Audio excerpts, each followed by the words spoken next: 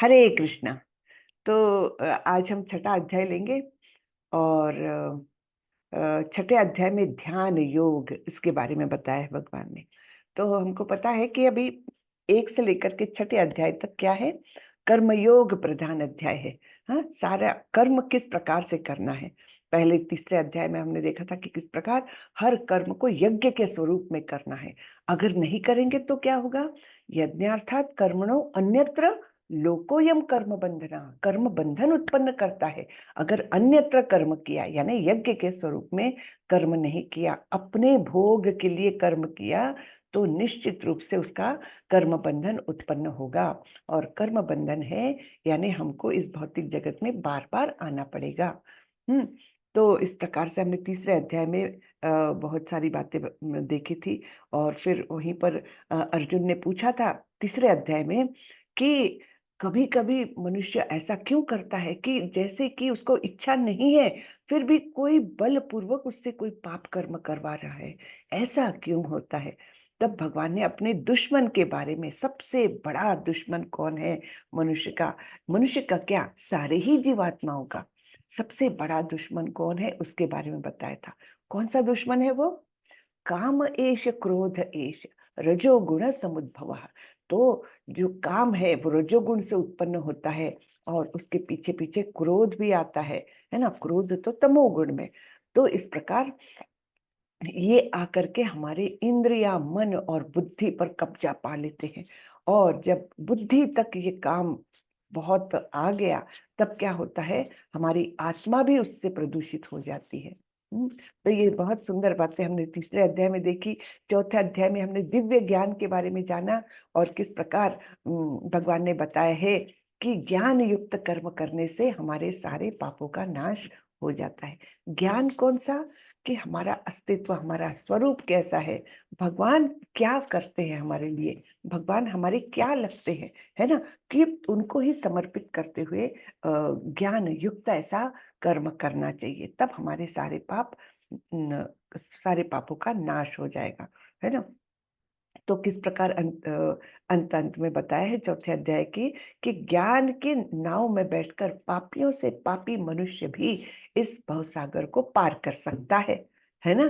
तो ये भी हमने चौथे अध्याय में देखा था। पांचवें अध्याय में हमने क्या देखा था, अकर्म क्या है, यानी कृष्ण भावना भावित कर्म, उनके बारे में हमने पांचवें अध्याय में देखा था। और उसी का अंतिम श्लोक हम फिर से एक बार रिवाइज करेंगे, फिर छठे अध्याय की ओर जाएंगे। ठीक है। मैं पहले मंगलाचरण कर लूं, मैं तो भूल जाती हूँ मैं। ओम नमो भगवते वासुदेवाय। ओम नमो भगवते वासुदेवाय। ओम नमो भगवते वासुदेवाय। ओम अज्ञानतिमिरान्धस्य ज्ञानाञ्जनशलाकया चक्षुरुन्मिलितं येन तस्मै श्रीगुरवे नमः। श्रीचैतन्यमनोभीष्टं स्थापितं येन भूतले स्वयं रूपः कदा मह्यं ददाति स्वपदान्तिकं। वन्देऽहं श्रीगुरो श्रीयुतपदकमलं श्रीगुरुन् वैष्णवांश्च श्रीरूपं साग्रजातं सहगण रघुनाथान्वितं तं सजीवं साद्वैतं सावधूतं परिजनसहितं कृष्णचैतन्यदेवं श्रीराधा कृष्णपादान् सहगण ललिता श्रीविशाखान्वितांश्च।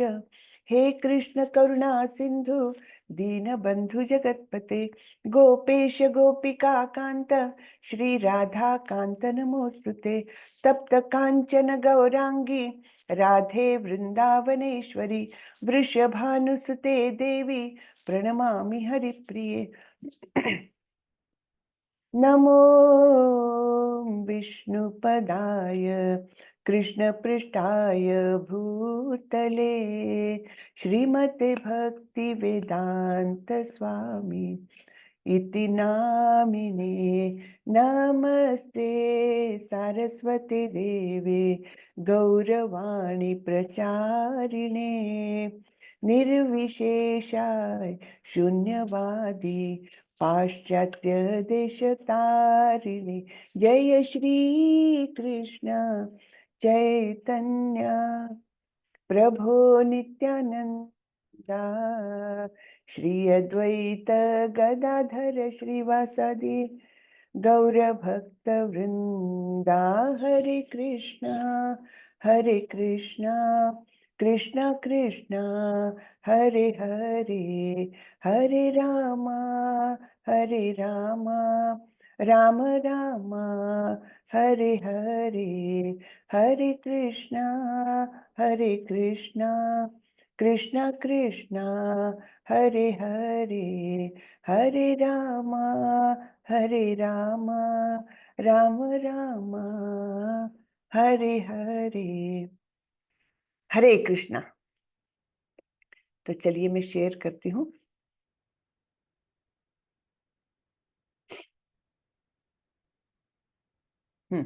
ये वाला श्लोक है जो अंतिम श्लोक है 5वें अध्याय का। क्या कहता है? भोक्तारम यज्ञ तपसाम सर्वलोक महेश्वरम सुहृदम सर्वभूतानां ज्ञात्वा माम शांति मृच्छति। तो ये शांति सूत्र है। मुझे समस्त यज्ञों का तथा तपस्याओं का परम भोक्ता, समस्त लोकों तथा देवताओं का परम ईश्वर एवं समस्त जीवों का उपकारी एवं हितैषी जानकर मेरे भावनामृत से पूर्ण पुरुष भौतिक दुखों से शांति लाभ करता है।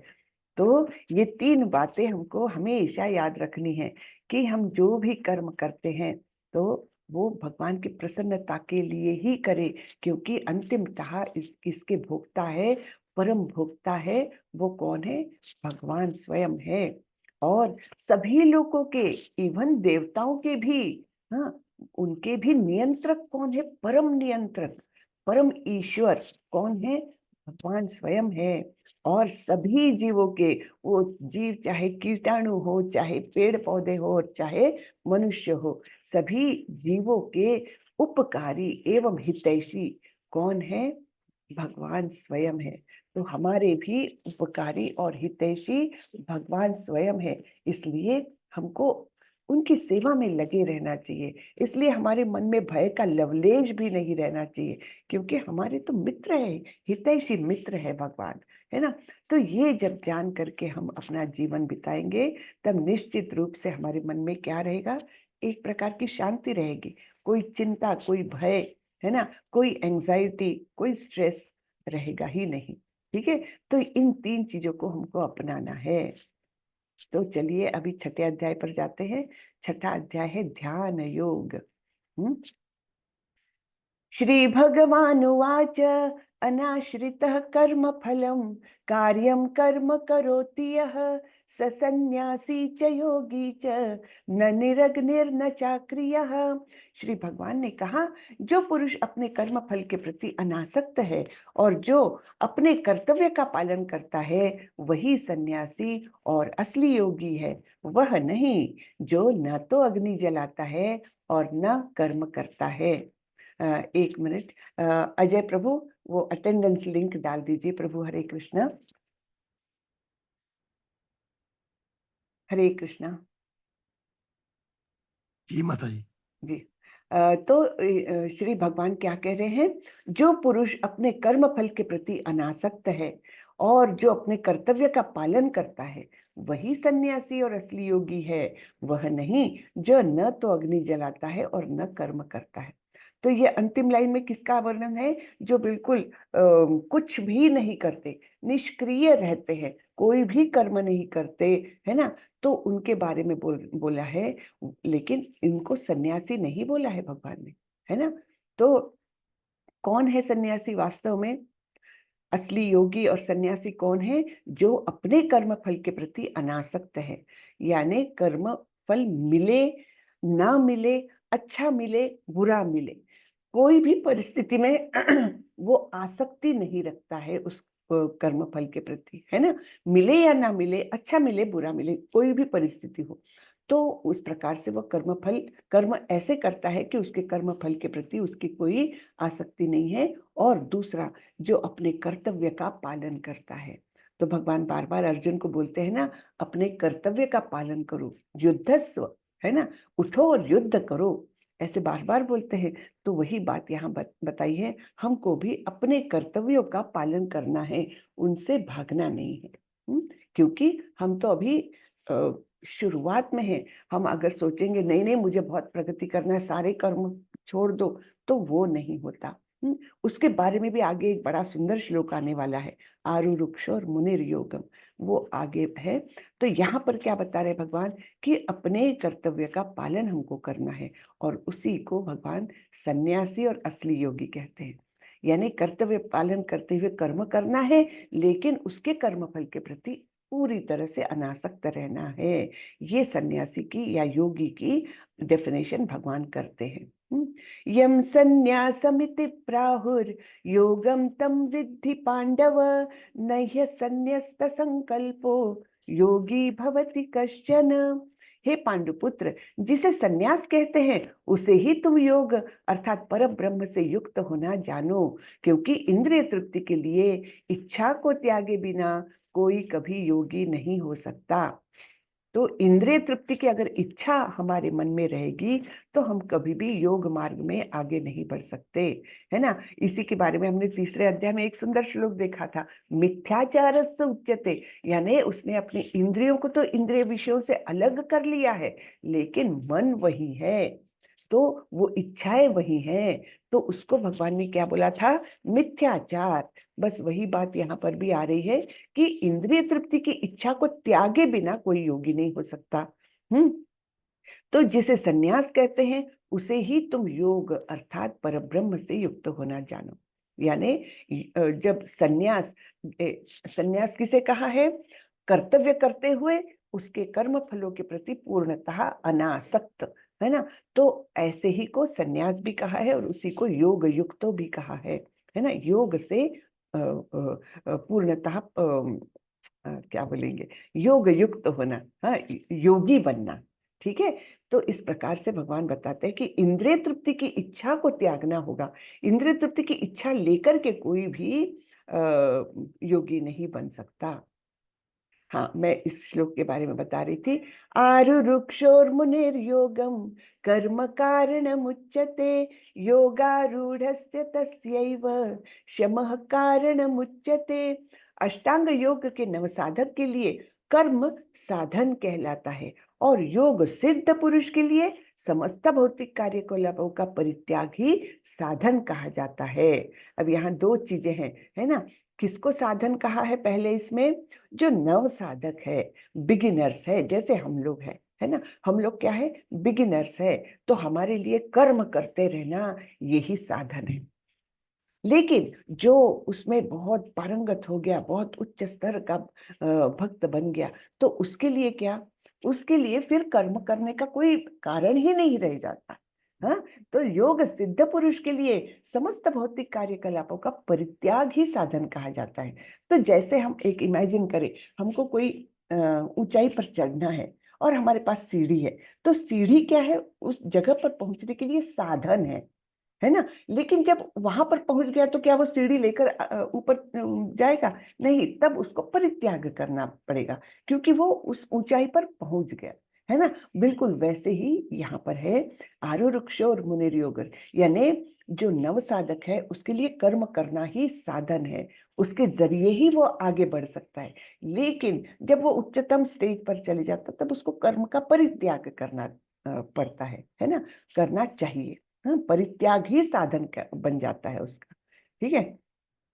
तो ये बहुत सुंदर, अच्छा मीनिंग है उसका, बहुत ही सुंदर। हाँ, यदा हिनेन्द्रियार्थेषु न कर्मस्वनुषज्यते, सर्व संकल्प सन्यासी योगारूढ़स्तदोच्यते। जब कोई पुरुष समस्त भौतिक इच्छाओं का त्याग करके ना तो इंद्रिय तृप्ति के लिए कार्य करता है और न सकाम कर्मों में प्रवृत्त होता है, तो वह योगारूढ़ कहलाता है। तो उस वही कंटिन्यूएशन में भगवान बता रहे हैं कि किसी ने अगर सभी भौतिक इच्छाओं का त्याग कर दिया, हाँ, तो फिर भौतिक इच्छाओं का त्याग कर दिया नहीं, फिर उसकी इच्छाएं नहीं रहेगी, तो इंद्रिय तृप्ति के लिए वो कुछ भी करेगा ही नहीं। हाँ, तो वो इंद्रिय तृप्ति के लिए कार्य नहीं करता और किसी भी सकाम कर्म में प्रवृत्त नहीं होता। सकाम कर्म यानी कुछ प्राप्ति के लिए, है ना। जब उसकी भौतिक इच्छाएं खत्म हो गई तो सकाम कर्मों का भी प्रश्न नहीं उठता, तो ऐसे व्यक्ति को योगारूढ़ कहा जाता है। अगर ये छोटा है तात्पर्य तो हम पढ़ लेते हैं। श्रीला प्रभुपाद की जय। श्रीला प्रभुपाद कौन है? इस्कॉन के संस्थापक आचार्य, जिन्होंने ये सारा शुद्ध ज्ञान अपनी किताबों में के माध्यम से हम तक पहुंचाया है। और तो और केवल किताबें पढ़कर नहीं होगा, उसके लिए भी गुरु की आवश्यकता है।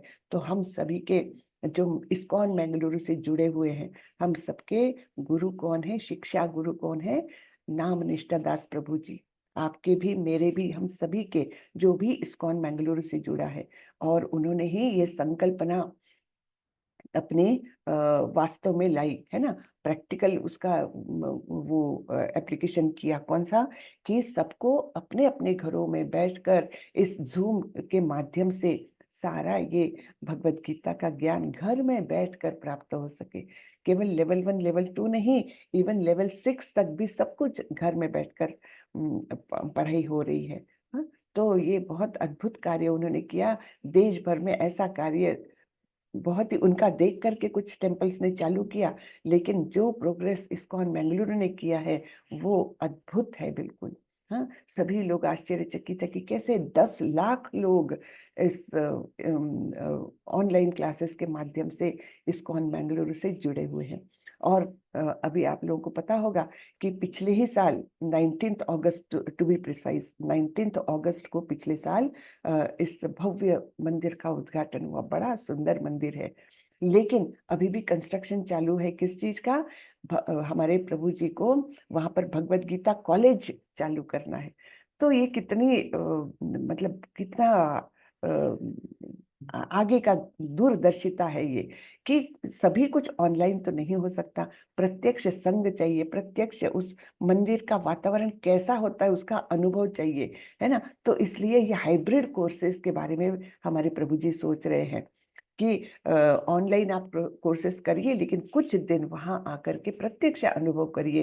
प्रत्यक्ष जो पढ़ाने वाले हैं टीचर से मिलिए, वहाँ के भक्तों से मिलिए, ब्रह्मचारियों से मिलिए और वो अनुभव प्राप्त करिए। तो इसके लिए ये भगवत गीता कॉलेज का निर्माण हो रहा है। तो आप लोगों को पता है आजकल कोई भी कंस्ट्रक्शन करना कितनी बड़ी धनराशि लगती है उसके लिए। तो हमने क्या करना चाहिए? ये ऑनलाइन तो कोर्सेज हो रहे हैं, सब फ्री है, लेकिन कुछ ना कुछ हमने अपनी ओर से कुछ तो सहायता करनी चाहिए, है ना। ये सब भगवान की सेवा में के रूप में जा रहा है। तो भगवान कितने प्रसन्न होंगे जब ऐसा एक भव्य भगवत गीता कॉलेज होगा, जहाँ छोटे छोटे बच्चों से लेकर बड़े बूढ़े तक कोई भी आकर वहां पर ये ज्ञान प्राप्त कर सकता है ना। तो हम सभी का ये कर्तव्य बन जाता है कि कुछ ना कुछ हमने उसमें सहयोग देना चाहिए, है ना। जैसे प्रभु रामचंद्र जी ने सेतु बनाया था, तो वो उसमें गिलहरी ने भी कितना इंपॉर्टेंट काम किया था। इतनी सी गिलहरी, बंदरों ने तो, वानरों ने तो इतनी बड़ी बड़ी शिलाएं वहां पर डाली, लेकिन गिलहरी कितना डाल रही थी? छोटी सी रेती ले जाकर डाल रही थी, लेकिन उसके भी काम को भगवान ने उतना ही अप्रिशिएट किया, है ना। तो भगवान हमारे भी छोटे से कंट्रीब्यूशन को जरूर अप्रिशिएट करेंगे। तो ये हमारा एक छोटा सा मुझे याद आया, इसलिए मैं बता रही हूँ। तो प्रभुपाद जी पर से याद आया कि उनका कार्य हम आगे चलाने का प्रयास कर रहे हैं, है ना। उन्होंने दिया हुआ ज्ञान उसको बिगाड़े बिना, अपने मन गढ़ंत तरीके से हम कोई भी टीचर्स नहीं दे रहे हैं, उसी को हम संक्षेप में आप लोगों के सामने दे रहे हैं, जिससे कि आप लोगों को रुचि उत्पन्न हो जाए और फिर आप अपना आगे का मार्ग पकड़ सके, है ना। तो चलिए तात्पर्य पढ़ते हैं। तात्पर्य श्रीला प्रभुपाद द्वारा। श्रीला प्रभुपाद की जय। जब मनुष्य भगवान की दिव्य प्रेमा भक्ति में पूरी तरह लगा रहता है, तो वह अपने आप में प्रसन्न रहता है और इस तरह वह इंद्रिय तृप्ति या सकाम कर्म में प्रवृत्त नहीं होता, अन्यथा इंद्रिय तृप्ति में लगना ही पड़ता है। हाँ, अगर हम भगवान की ओर नहीं मुड़ेंगे तो माया की ओर मुड़ेंगे ही मुड़ेंगे। दो ही मार्ग है। हाँ, या तो आप कृष्ण की तरफ हो जाओ, या फिर आप माया की तरफ हो जाओ, बस दो ही मार्ग है। तो अगर आप कृष्ण की तरफ नहीं है, डेफिनेटली आप माया की तरफ है, माया आपको झपट लेगी। है ना। तो जब भगवान की प्रेमा भक्ति में लग जाते हैं तो अपने आप ही हम सकाम कर्मों में प्रवृत्त नहीं होते, और इस प्रकार से हम इंद्रिय तृप्ति से बचते हैं। हाँ, तो अन्यथा इंद्रिय तृप्ति में लगना ही पड़ता है, क्योंकि कर्म किए बिना कोई रह नहीं सकता। बिना कृष्ण भावनामृत के मनुष्य सदैव स्वार्थ में तत्पर रहता है, किंतु कृष्ण भावना भावित व्यक्ति कृष्ण की प्रसन्नता के लिए ही सब कुछ करता है। फलतः वह इंद्रिय तृप्ति से पूरी तरह विरक्त रहता है। जिसे ऐसी अनुभूति प्राप्त नहीं है, उसे चाहिए कि भौतिक इच्छाओं से बचे रहने का वह यंत्रवत प्रयास करे, तभी वह योग की सीढ़ी से ऊपर पहुंच सकता है। हाँ, तो भौतिक इच्छाओं से बचने का यंत्रवत प्रयास करना है हमको।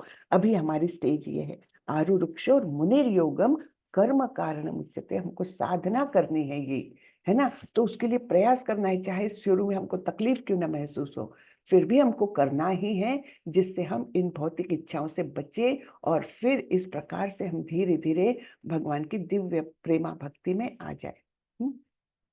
अब ये पांच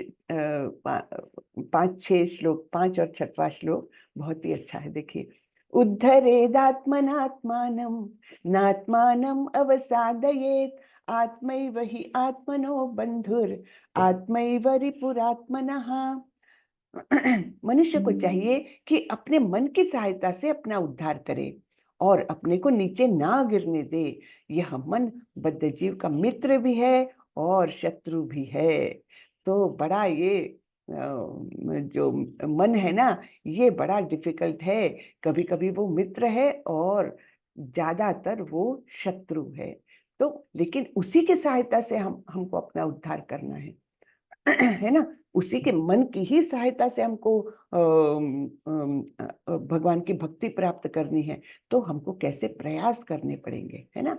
तो मन की सहायता से अपना उद्धार करे और अपने आप को नीचे ना गिरने दे, क्योंकि मन तो बद्ध जीव का शत्रु भी है और मित्र भी है। बंधुरात्मात्मनस्तस्य येनात्मैवात्मना जितः, अनात्मनस्तु शत्रुत्वे वर्तेतात्मैव शत्रुवत्। जिसने मन को जीत लिया है उसके लिए मन सर्वश्रेष्ठ मित्र है, किंतु जो ऐसा नहीं कर पाया उसके लिए मन सबसे बड़ा शत्रु बना रहेगा। तो मित्र कब है वो? जब हमने उसको जीत लिया है। हाँ, अपने मतलब मन के पीछे हम नहीं भाग रहे हैं, हमारी इच्छाओं के मतलब हमारे वश में है वो, हमारी इच्छा अनुसार कार्य कर रहा है मन, तब वो हमारा बड़ा ही अच्छा मित्र है। और अन्यथा वो हमारा सबसे बड़ा शत्रु है। जैसे हमने लेवल 1 में मैंने आपको उदाहरण बताया था अग्नि का, है ना। जब तक अग्नि हमारे वश में है तो वो हमारे लिए खाना भी बनाती है, वो हमारे लिए फैक्ट्रियां चलाती है, वो हमारे लिए ट्रेन्स चलाती है, एरोप्लेन्स, रॉकेट्स, सब कुछ, है ना। जब तक वो अपने वश में है तब तक वो बहुत काम की है अग्नि। लेकिन जब वो वश में नहीं रहती, अनकंट्रोल्ड हो जाती है अग्नि, तब वो सब कुछ भस्मसात कर देती है। वैसा ही हमारा मन है। तो हमेशा जब हम अपने मन के बारे में सोचे तो ये उदाहरण जरूर याद रखना है कि ये अग्नि है ना। तो इसको हमने वश में ही रखना है, कंट्रोल्ड ही रखना है, तब वो हमारा सब कुछ काम करेगा मन, और अन्यथा वो हमारा विनाश कर देगा। जितात्मनः प्रशान्तस्य परमात्मा समाहितः, शीतोष्ण सुख दुखेषु तथा मानापमानयोः। जिसने मन को जीत लिया है उसने पहले ही परमात्मा को प्राप्त कर लिया है, क्योंकि उसने शांति प्राप्त कर ली है।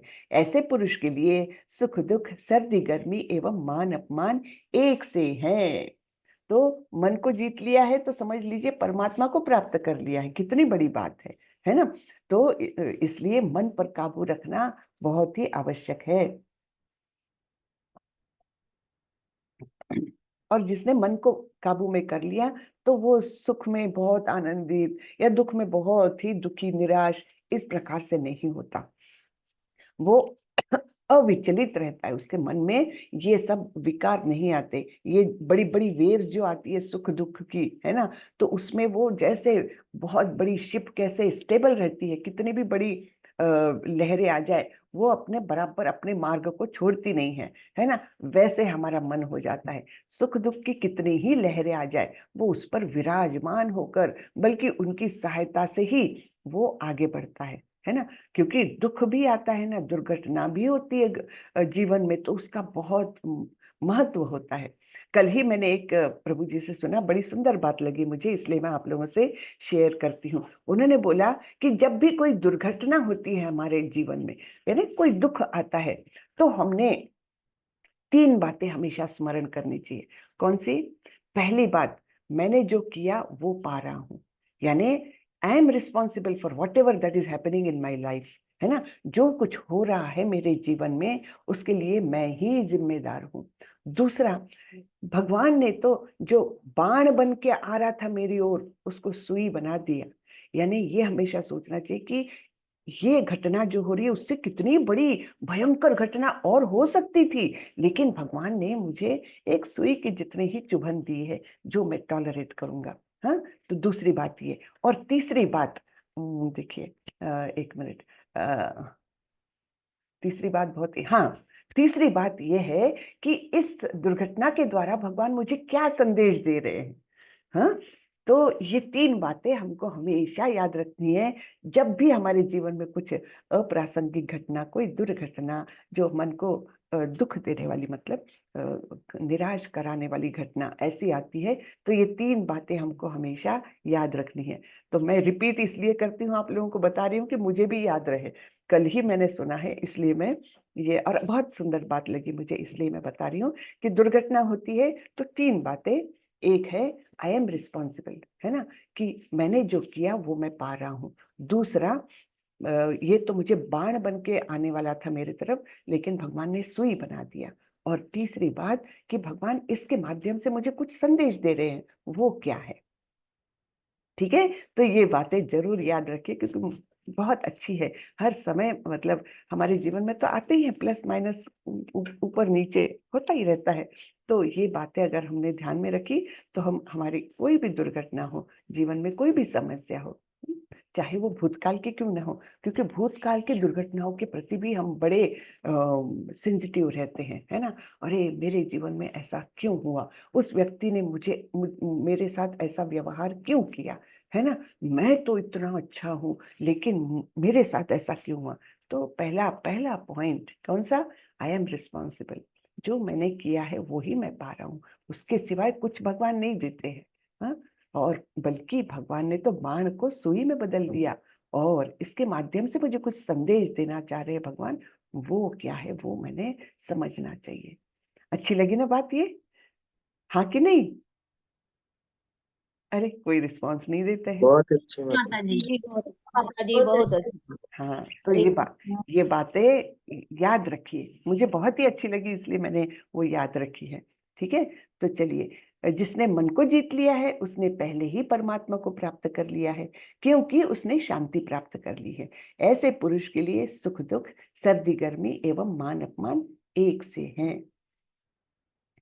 ज्ञान विज्ञान तृप्तात्मा, कूटस्थो विजितेन्द्रियः, युक्त इत्युच्यते योगी, समलोष्टाश्म कांचनः।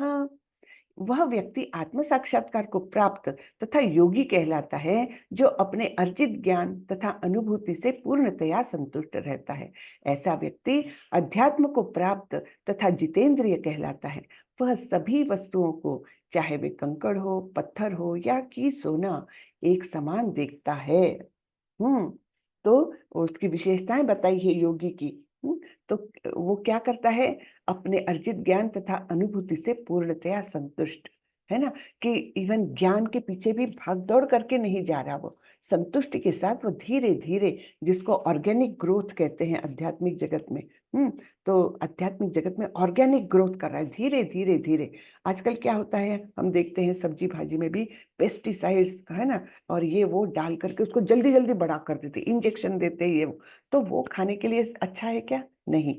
ऑर्गेनिक चीजें अच्छी है। तो वैसे ही ज्ञान भी, एकदम लालायित होकर के आप ज्ञान के पीछे भी पड़े रहोगे, तो वो आपको इतनी संतुष्टि नहीं देगी। जो कुछ अर्जित ज्ञान है और जो भी अनुभूतियां हैं उससे हमको संतुष्ट रहकर धीरे धीरे अपनी ग्रोथ करनी है। ऐसा व्यक्ति अध्यात्म को प्राप्त तथा जितेंद्रिय कहलाता है। और ऐसा व्यक्ति चाहे जो भी उसके सामने आए, कंकड़ हो, पत्थर हो या कि सोना भी, हाँ, एक समान देखता है। क्यों एक समान देखता है? क्योंकि वो देखता है कि ये सभी कुछ तो भगवान की संपत्ति है ना। चाहे वो सोना हो चाहे कंकड़ हो, सब कुछ है। ईशावास्यम इदम सर्वम। तो मुझे उसमें भेद करने की कोई आवश्यकता ही नहीं है ना। तो इस प्रकार से वो और देखता है कि ये सब निर्मित भी भगवान की है, उनकी ओनरशिप भी भगवान की है, मेरा उसमें कुछ भी नहीं है। तो इसलिए वो उन सबको एक समान ही देखता है। तो ये थोड़ा सा तात्पर्य पढ़ लेते हैं हम। परम सत्य की अनुभूति के बिना कोरा ज्ञान व्यर्थ होता है। हाँ, परम सत्य की अनुभूति के बिना, वो भक्ति का रस जो है उसका स्वाद लिए बिना केवल कोरा ज्ञान जो है वो कोई भी काम का नहीं। ज्ञान कब आपके काम आएगा? जब आपको उसका एहसास होएगा, मन में आप महसूस कर सकोगे कि ये ज्ञान के माध्यम से मैं भगवान की तरफ जा रहा हूँ, मैं भगवान की प्राप्ति की या भगवान की प्रेमा भक्ति की ओर मैं एक एक कदम बढ़ा रहा हूँ। तब वो ज्ञान व्यर्थ नहीं, अन्यथा उसका कोई मतलब नहीं, है ना। अगर हम अपने आप को भगवान से अलग ही समझे और उनके बारे में कितना भी ज्ञान ले तो वो पूर्णतः व्यर्थ है। तो भक्ति रसामृत सिंधु में कहा गया है, अतः श्री कृष्ण नामादि न भवेद् ग्राह्यमिन्द्रियैर् सेवोन्मुखे ही जिह्वादौ स्वयमेव स्फुरति यदाह। कोई भी व्यक्ति अपनी दूषित इंद्रियों के द्वारा श्री कृष्ण के नाम, रूप, गुण तथा उनकी लीलाओं की दिव्य प्रकृति को नहीं समझ सकता। हमने देखा है ना, हमारी इंद्रियां कितनी कमजोर है, कितनी त्रुटियां हैं इसमें। ये तो एक आधे किलोमीटर दूर का देख भी नहीं सकती, तो किस प्रकार से हम भगवान को देख सकते हैं? नहीं देख सकते, है ना। तो इंद्रियों के द्वारा हम भगवान को नहीं जान सकते, लेकिन भगवान की दिव्य सेवा से पूरित होने पर ही कोई उनके दिव्य नाम, रूप, गुण तथा लीलाओं को समझ सकता है। तो जब हम भगवान की सेवा करने लगते हैं, हाँ, रोज रोज साधना, एक साधना के समान रोज रोज रोज जो हमारे गुरुवर बताते हैं, शिक्षा गुरु, दीक्षा गुरु बताते हैं, शास्त्र बताते हैं, है ना। जैसे कल हमने नारद पंचरात्रि का विधि के बारे में पढ़ा। उसमें जो विधियां हैं उनको अपना करके जब हम सेवा करने लगते हैं भगवान की, तब धीरे धीरे ये नाम, रूप, गुण और लीलाओं को हम समझने लगते हैं, अन्यथा नहीं। कोरा ज्ञान व्यर्थ है। सुहृन्मित्रार्युदासीन मध्यस्थद्वेष्य बंधुषु साधुष्वपि च पापेषु समबुद्धिर्विशिष्यते। जब मनुष्य निष्कपट हितैषी हो, प्रिय मित्रों, तटस्थो, मध्यस्थो, ईर्ष्यालुओं, शत्रुओं तथा मित्रों, पुण्यात्माओं एवं पापियों को भी एक समान भाव से देखता है, तो वह और भी उन्नत माना जाता है ना। तो सभी प्रकार के व्यक्ति रहे, चाहे कुछ भी रहे, किसी भी भावना से आए हुए हो, उनको सबको जो एक समान भाव से दिखता है, तो वो प्रगत हो गया है, ऐसे माना जाता है ना। योगी युंजीत सततम आत्मानं रहस्य स्थितः एकाकीयत चित्तात्मा निराशीर परिग्रहः। योगी को चाहिए कि वह सदैव अपने शरीर, मन तथा आत्मा को परमेश्वर में लगाए, एकांत स्थान में रहे और बड़ी सावधानी के साथ अपने मन को वश में करे। उसे समस्त आकांक्षाओं तथा संग्रह भाव की इच्छाओं से मुक्त होना चाहिए। अब यहाँ से अष्टांग योग के बारे में बताना चालू कर रहे हैं भगवान। हाँ, तो योगी को क्या करना है? शरीर, मन, आत्मा सब कुछ परमेश्वर में लगाना है। बेसिकली मन को वश में करना है, एकांत स्थान में रहना है और इस प्रकार अपनी इच्छाओं को, इच्छाएं कौन सी रहती है कि कोई भी, मतलब कुछ प्राप्ति की इच्छा, कुछ जमा करने की इच्छा, इन इच्छाओं से उसको मुक्त होना चाहिए। हरे कृष्ण। लक्ष्मी माता जी, आप कुछ पूछना चाह रही क्या? हरे कृष्णा। लक्ष्मी माता जी, आपका हैंड रेस था, अभी डाउन हो गया। हाँ हाँ माता जी, सॉरी, बीच में क्वेश्चन आया मुझे। हरे कृष्ण माता जी। जी। माता जी, जैसे श्लोक में बोल रहे हैं प्रभु की हमें समान भाव रखना चाहिए, मतलब, है ना। बट माता जी, जैसे कि हमें पता है कि सामने वाला द्वेष कर रहा है, ईर्ष्या कर रहा है या अच्छा नहीं है, हमारा हितैषी नहीं है, तो उस केस में हम कैसे समभाव रख सकते हैं? हमें चुपचाप मतलब उससे दूरी बना लेनी चाहिए, या फिर कुछ नहीं करना चाहिए? मतलब कैसे उसको टॉलरेट करना चाहिए फिर? जी हाँ, ये तो टॉलरेट तो करना ही चाहिए। वो तो पहली इंस्ट्रक्शन है भगवान की अर्जुन को दी हुई, दूसरे ही अध्याय में, तान स्थितिक्षस्व भारत। जो भी ऊंच नीच होती है जीवन में उसको सहन करना है। अब व्यक्ति से आप कैसे व्यवहार करें, एक तो उसके प्रति हमारे मन में कोई किलमश ना आए, कलुषित ना होए हमारा मन, क्योंकि मन तो फिर हमारा कलुषित हो जाएगा, नुकसान तो हमारा हो रहा है ना। वो जो व्यवहार कर रहा है उस तक सीमित। अगर हम एक्सेप्ट ही नहीं कर रहे हैं उस व्यवहार को, हम उसके प्रति कुछ रिएक्ट ही नहीं कर रहे हैं, तो वो उसकी भावना उसकी तरफ है ना। जैसे आपको कोई 10 रुपए दे रहा है, आपने अगर वो लिए ही नहीं तो वो आपके हुए ही नहीं। वैसे ही वो आपको कुछ बुरी भावना दे रहा है, आपने ली ही नहीं तो आपकी हुई ही नहीं। ठीक है ना। तो मतलब ये भावना आने को टाइम लगता है माता जी, निश्चित रूप से समय लगता है। ये हमारी स्टेज नहीं है, लेकिन जैसे जैसे हम भगवान की सेवा में लगेंगे तो वैसे वैसे हमारा शुद्धिकरण होते जाएगा मन का, और धीरे धीरे ये सब भावनाएं आने लगती है, निश्चित रूप से आती है। तब हम समभाव रख सकते हैं, चाहे सामने वाला हमसे ईर्ष्या करता हो, चाहे वो हमारा शत्रु हो, चाहे मित्र हो, तब भी हम वो भावना दृढ़ कर सकते हैं जब हम थोड़ा सा उन्नति कर जाए। लेकिन प्रयास हमेशा करते रहना है। हाँ, जैसे आपके पास कोई आया जो आपको मतलब उसकी भावना आपके लिए अच्छी नहीं है, आपको पहले टटोलना है आपके मन में उसके लिए क्या भावना है। निर्विकार रहे कम से कम, है ना। कम से कम शत्रुता ना रहे, निगेटिविटी ना रहे, कोरा कर लीजिए अपने मन को। हाँ, और फिर अगर वो आपको तकलीफदायक ही है तब दूरी बनाना अच्छा है ना। क्योंकि हर समय हम अपना नियंत्रण उतना नहीं रख सकते, अपना नियंत्रण नहीं खोना है, इसके लिए फिर दूरी बनाना ज्यादा अच्छा है ना। तो हरे कृष्ण। यही बात। हाँ माता जी, वही संभाव के लिए मेरा वही डाउट आया कि तो ये सामने वाले की इंटेंशंस पता होने के बाद भी संभाव रखना मतलब कैसे को तो कम से पॉसिबल कम है? अपने मन में कलुष ना आने दे, किलमिश ना आने दे, और फिर दूरियां बनाए रखे थोड़ा सा, उतने के उतने, थोड़ा सा लिमिटेड उनसे इंटरेक्शन रखे। और अपने मन को हमेशा टटोलते रहे, क्या मेरे मन में उसके प्रति क्रोध आ रहा है, नहीं आने देना है ना।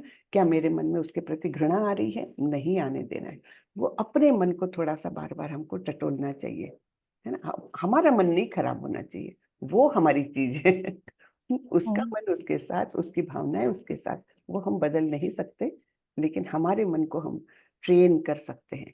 ट्रेनिंग है ये। जी हरे कृष्ण माता जी। माता जी हरे कृष्ण। ये बताइए कि जब संभाव रखना है या ये सब कार्य करने हैं, तो महाभारत का युद्ध ही क्यों हुआ?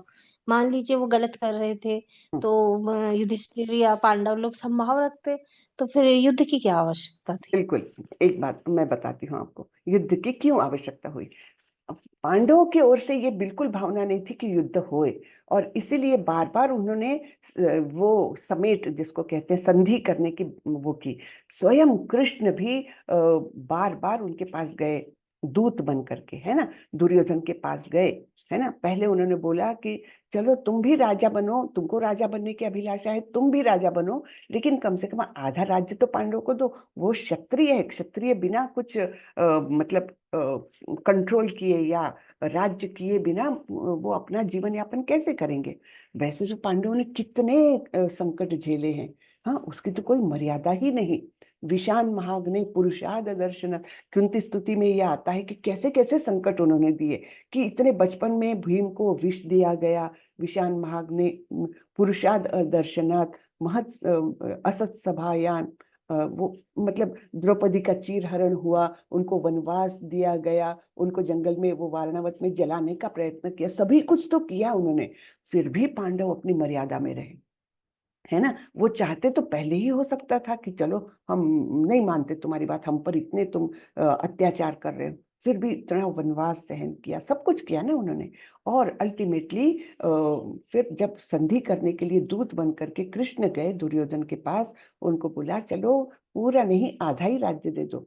नहीं, आधा नहीं, 5 गांव ही दे दो, 5 लोगों के 5 गांव अपना, वो कैसे करेंगे वो मतलब उधर निर्वाह कैसे करेंगे, उनको जीने के लिए कुछ तो साधन चाहिए, 5 गांव ही दे दो। नहीं, मैं तो सुई के नोक पर आने वाली जमीन भी नहीं दूंगा, है ना। ऐसा जब दुर्योधन ने बोला, तब कृष्ण ने तय किया कि अब युद्ध के बिना ये लोग सबक नहीं सीखेंगे, और तब जाकर युद्ध हुआ है। मजबूरी में युद्ध किया, और तब भी अर्जुन की बातें आपने सुनी है पहले अध्याय में। वो तो बोला, मैं अपने लोगों को मार करके क्या सुख पाऊंगा, मैं तो इससे अच्छा है मैं भिक्षा मांगकर जीवन जी लूं, लेकिन मैं इन लोगों पर शस्त्र नहीं उठा सकता। ये भावना थी ना उनकी। हाँ, तो हम पांडवों को दोष नहीं दे सकते, लेकिन फिर कृष्ण ने उसको कैसे करेक्ट किया? इस प्रकार से करेक्ट किया कि तुम अपने असली स्वरूप को तुम भूल रहे हो अर्जुन। तुम्हारा असली स्वरूप है, मेरे अंश हो तुम, और एक अविनाशी जीव हो तुम, है ना। और वैसे ही सभी लोग हैं, और इस धरती पर जब जब पाप ज्यादा हो जाता है, पाप की मात्रा ज्यादा हो जाती है, उसको निपात करना आवश्यक है। तो ये मेरी इच्छा है, मेरी इच्छा के लिए तुमको युद्ध करना है। ये अंतिम अध्याय में आने वाला है कि तुम बाकी सब धर्मों के बारे में छोड़ दो, कि मैं मेरे पितामह को कैसे मारूं, मैं मेरे बंधुओं को कैसे मारूं, है ना। ये सब सर्वधर्मान परित्यज्य मामेकम शरणम व्रज, कि मेरे शरण में आओ। क्योंकि धर्म क्या बोलता है?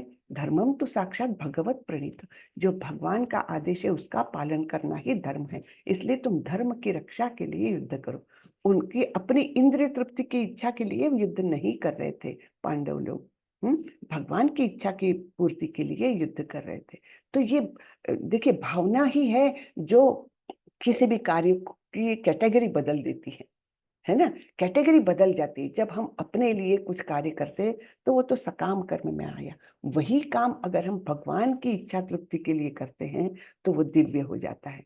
हाँ? और इसके लिए मतलब बहुत परिवर्तन अंदर से होना पड़ता है, अंतःकरण हमारा पूरा शुद्ध होना पड़ता है। हरे कृष्णा माता जी, उस समय तो कृष्ण जी थे, उन्होंने बता दिया आपका सिचुएशन पॉइंट है, आपको ये करना चाहिए, अब धर्म की रक्षा करनी है ये। हमें तो श्री कृष्ण नहीं अवतार रूप में प्राप्त नहीं है, हमें कौन बताएगा, कैसे पता चल जाएगा हमें भगवान सैचुरेशन पॉइंट है या धर्म की अब रक्षा करनी चाहिए। जी, देखिए, भगवान कहीं गए नहीं है, भगवान हमारे अंदर बैठे ही है, और वे हमारे चैत्य गुरु बन करके हमारा मार्गदर्शन करते हैं। एक तो चैत्य गुरु, दूसरे गुरु के स्वरूप में भी जो हमको मिलते हैं, वे भी भगवान के प्रतिनिधि होते हैं। वो ऐसे उनको सामान्य व्यक्ति नहीं समझना चाहिए। जो गुरु शिष्य परंपरा से शुद्ध ज्ञान हम तक लेकर आते हैं, वो सामान्य मनुष्य नहीं रहते, वे भगवान के प्रतिनिधि स्वरूप रहते हैं। हाँ, तीसरा यानी गुरु साधु शास्त्र, ये तीन चीजें तो भगवान ने दी हुई है हमको। हाँ, वो हमको मार्गदर्शन करेंगे। और चौथे, वो चैत्य गुरु बन के स्वयं हमारे अंदर है, वो भी हमको मार्गदर्शन करते हैं। तो ऐसा नहीं है कि कृष्ण हमको मार्गदर्शन नहीं करते, हर समय मार्गदर्शन करते हैं। वो मार्गदर्शन प्राप्त करने के लिए तो एबिलिटी चाहिए हमें, है ना। वो प्राप्त करने के लिए हमारा घड़ा तो सीधा चाहिए, हम तो उल्टे घड़े बने हुए हैं। हमको भगवान क्या बोल रहे हैं वो सुनाई नहीं देता है। जब हम सीधे घड़े हो जाएंगे तो उसमें वो अमृत गिरेगा तो हमको सुनाई देगा, लेकिन उसके लिए हमारी योग्यता उतनी होनी चाहिए ना, है ना माता जी। तो ऐसा नहीं है कि श्री कृष्ण ने केवल पांडवों को मार्गदर्शन किया, नहीं। एक तो भगवत गीता के रूप में बहुत बड़ा मार्गदर्शन वैसे ही छोड़ के गए हैं। गुरु साधु शास्त्र, ये हमेशा हमारे जीवन में हमने उनका अनुपालन करना चाहिए।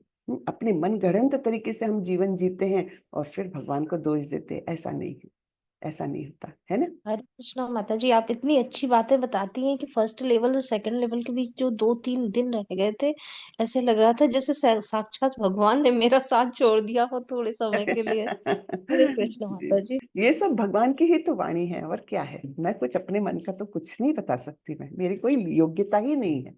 ये सब कुछ प्रभुपाद जी ने हमको दिया हुआ है। तो हाँ माता जी, हरे कृष्णा, मेरा भी डाउट क्लियर हो गया, थैंक यू। मतलब मुझे बहुत ही शांत लग रहा है मन अभी।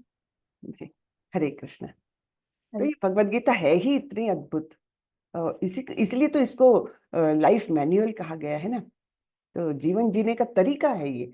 हम अभी तक जीवन जी रहे थे, वो तो ऐसे ही जी रहे थे, उसको कोई बेस नहीं था। लेकिन वो बेस क्या होना चाहिए, किस प्रकार से हमने जीवन जीना है, यही तो सब बताते हैं यहाँ पर भगवान, है ना।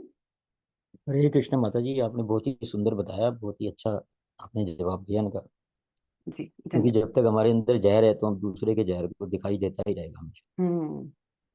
तो हमें तो अपनी जहर खत्म करनी है पहले अंदर से। सही बहुत बात अच्छा है। बताया।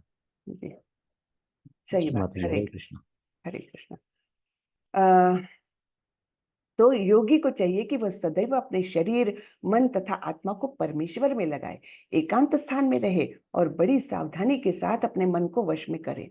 उसे समस्त आकांक्षाओं तथा संग्रह भाव की इच्छाओं से मुक्त होना चाहिए। तो अभी ये अष्टांग योग की प्रस्तावना चालू हो गई। भगवान बताते हैं किस प्रकार अष्टांग योग करना है। तो एकांत स्थान में रहना है, मन को वश में रखना है और शरीर, मन, आत्मा को पूरी तरह परमेश्वर में लगाना है। कोई इच्छाएं नहीं रखना है। बड़ा कठिन है ये मार्ग। हाँ, आगे बताते हैं। शुचौ देशे प्रतिष्ठाप्य स्थिरम आसनमात्मनः नात्युच्चितं नाति नीचं चैलाजिन कुशोत्तरम तत्रैकाग्रं मनः कृत्वा यत चित्तेन्द्रिय क्रियः उपविश्यासने युञ्जात् योगम आत्मविशुद्धये। योगाभ्यास के लिए योगी एकांत स्थान में जाकर भूमि पर कुशाग्रास बिछा दे और फिर उसे मृगछाला से ढके तथा ऊपर से मुलायम वस्त्र बिछा दे। आसन न तो ऊंचा, बहुत ऊंचा हो, न तो बहुत नीचा, वह पवित्र स्थान में स्थित हो। योगी को चाहिए कि इस पर दृढ़ता पूर्वक बैठ जाए और मन, इंद्रियों तथा कर्मों को वश में करते हुए मन को एक बिंदु पर स्थिर करके हृदय को शुद्ध करने के लिए योगाभ्यास करे। हाँ, तो कितने सारे ये पॉइंट्स बताए हैं, कैसे बैठना है, कैसे आसन तैयार करना है ना। एकांत स्थान होना चाहिए। और ऊपर भी नहीं होना चाहिए, बहुत नीचे भी नहीं होना चाहिए, और मन को स्थिर करना है। बड़ा मुश्किल है। समम काय शिरो ग्रीवम धारयन अचलम स्थिरः संप्रेक्ष्य नासिकाग्रम स्वम दिशश्चान अवलोकयन प्रशांतात्मा विगतभीर ब्रह्मचारी व्रते स्थितः मनः संयम्य मच्चित्तो युक्त आसीत मत्परः। योगाभ्यास करने वाले को चाहिए कि वह अपने शरीर, गर्दन तथा सिर को सीधा रखे और नाक के अगले सिरे पर दृष्टि लगाए। इस प्रकार वह अविचलित तथा दमित मन से, भय रहित, विषयी जीवन से पूर्णतया मुक्त होकर अपने हृदय में मेरा चिंतन करे और मुझे ही अपना चरम लक्ष्य बनाए। ठीक है। तो सारी इंस्ट्रक्शंस किसके लिए हैं? अभी अष्टांग योग जो बता रहे हैं। तो अष्टांग योग यानी क्या? 8 अंगों वाला योग। तो भगवान से जुड़ने की वो प्रक्रिया जिसमें 8 अंग है। तो उसमें आसन, नहीं, यम, नियम, आसन, प्राणायाम, प्रत्याहार, धारणा, ध्यान और समाधि, ऐसे ये 8 अंगों वाला योगाभ्यास है जिसके माध्यम से हम परमेश्वर की प्राप्ति कर सकते हैं। तो उसके लिए कितने कितने कंडीशंस है ना। एकदम सीधे बैठना है, नाक के नोक पर अपना ध्यान लगाना है और मन को एकदम अविचलित और ऐसे भय रहित, विषय जीवन से पूर्णतया मुक्त, इस प्रकार से करना है और भगवान का चिंतन करना है। तो फिर आगे बोलते हैं, युञ्जन्नेवं सदात्मानं योगी नियतमानसः शांतिं निर्वाण परमां मत्संस्थाम अधिगच्छति। इस प्रकार शरीर, मन तथा कर्म में निरंतर संयम का अभ्यास करते हुए संयमित मन वाले योगी को इस भौतिक अस्तित्व की समाप्ति पर भगवत धाम की प्राप्ति होती है। तो ये सब करने पर जब उसका पूरा समाधि में चले जाता है वो, है ना, 8 अंगों का युक्त, ये अल्टीमेटली कहाँ पर जा रहा है? समाधि में, यानी आइडेंटिफाई विथ द परम सत्य, है ना, उसके साथ पूरी तरह विलीन हो जाना, वो समाधि। तो इस प्रकार से फिर उसको भगवत धाम की प्राप्ति होती है। नात्यश्नस्तु योगोस्ति न चैकान्तमनश्नतः न चाति स्वप्नशीलस्य जाग्रतो नैव चार्जुन। हे अर्जुन, जो अधिक खाता है या बहुत कम खाता है, जो अधिक सोता है अथवा जो पर्याप्त नहीं सोता, उसके योगी बनने की कोई संभावना नहीं। यानी उसको सब कुछ अपना नियंत्रण में रखना चाहिए। यम नियम यानी एक्सटर्नल डिसिप्लिन, इंटरनल डिसिप्लिन, सब कुछ उसने अच्छे से अनुपालन करना चाहिए। युक्ताहार विहारस्य युक्तचेष्टस्य कर्मसु युक्तस्वप्नावबोधस्य योगो भवति दुःखः। जो खाने, सोने, आमोद प्रमोद तथा काम करने की आदतों में नियमित रहता है, वह योगाभ्यास द्वारा समस्त भौतिक क्लेशों को नष्ट कर सकता है। तो नियमित आदतें होना चाहिए जो भी हम करते। कभी भी ऐसा नहीं कि आज बहुत खा लिया तो फिर पेट गड़बड़ हो गया तो सारा अपना कार्यक्रम ढीला हो गया, वैसे नहीं। जो कुछ खाते पीते सोते है ना, आमोद प्रमोद भी जो कुछ है वो नियमित रहना चाहिए। तो इसके कारण वो योगाभ्यास में प्रगति कर सकता है और अपने सारे ही भौतिक क्लेशों से मुक्ति पा सकता है। यदा विनियतं चित्तम आत्मन्येवावतिष्ठते निस्पृहः सर्वकामेभ्यो युक्त इत्युच्यते तदा। जब योगी योगाभ्यास द्वारा अपने मानसिक कार्यकलापों को वश में कर लेता है और अध्यात्म में स्थित हो जाता है, अर्थात समस्त भौतिक इच्छाओं से रहित हो जाता है, तब वह योग में सुस्थिर कहलाता है। तो यहाँ पर थोड़ा सा पढ़ते हैं हम तात्पर्य।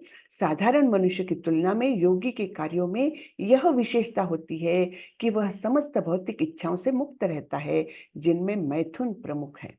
एक पूर्ण योगी अपने मानसिक कार्यों में इतना अनुशासित होता है कि उसे कोई भी भौतिक इच्छा विचलित नहीं कर सकती। यह सिद्ध अवस्था कृष्ण भावना भावित व्यक्तियों द्वारा स्वतः प्राप्त हो जाती है, जैसा कि श्रीमद् भागवतम में कहा गया है। तो ये पूरे श्लोक आते हैं कि किस प्रकार हमने हमारी हर इंद्रियों को भगवान की सेवा में लगाना है। ये सारा वर्णन जो है ये महाराज अम्बरीश का है।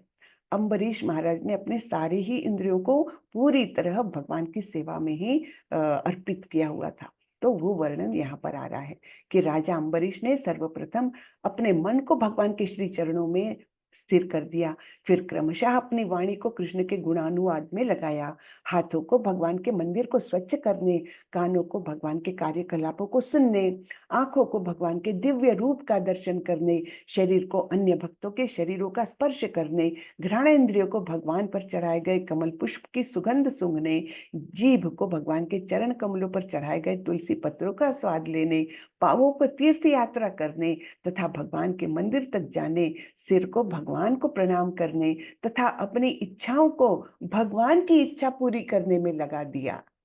हाँ, तो जो कुछ उसको ये देह के रूप में सामग्री मिली है, सब कुछ अम्बरीश महाराज ने भगवान की सेवा में लगा दिया। केवल इंद्रिय ही नहीं, इच्छा भी केवल भगवान की इच्छा पूरी करने में लगा दिया।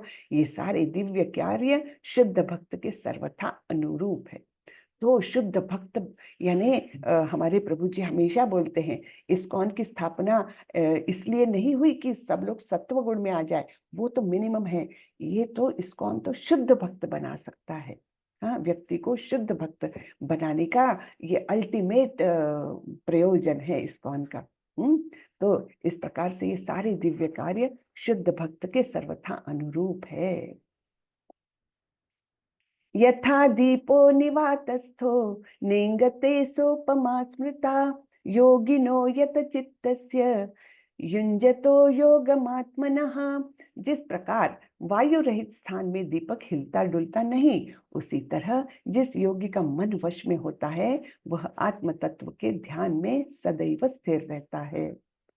तो जिस हम देखते हैं ना, दीपक लगाते हैं, हवा आती है तो वो एकदम उसकी लौ जो है वो एकदम डिस्टर्ब हो जाती है। लेकिन अगर वहां पर बिल्कुल भी हवा नहीं है, वायु नहीं है, तो वो एकदम स्टेबल रहती है। वैसा ही योगी का मन रहता है, हमेशा स्टेबल।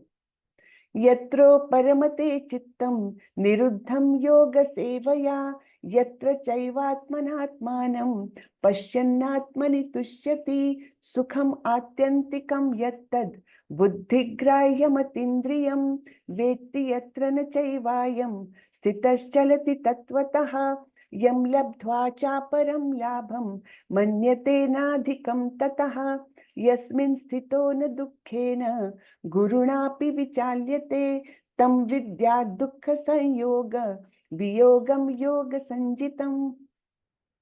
सिद्धि की अवस्था में, जिसे समाधि कहते हैं, मनुष्य का मन योगाभ्यास द्वारा भौतिक मानसिक क्रियाओं से पूर्णतया संयमित हो जाता है। इस सिद्धि की विशेषता यह है कि मनुष्य शुद्ध मन से अपने को देख सकता है और अपने आप में आनंद उठा सकता है। उस आनंदमयी स्थिति में वह दिव्य इंद्रियों द्वारा असीम दिव्य सुख में स्थित रहता है। हाँ, असीम दिव्य सुख उसको प्राप्त होता है।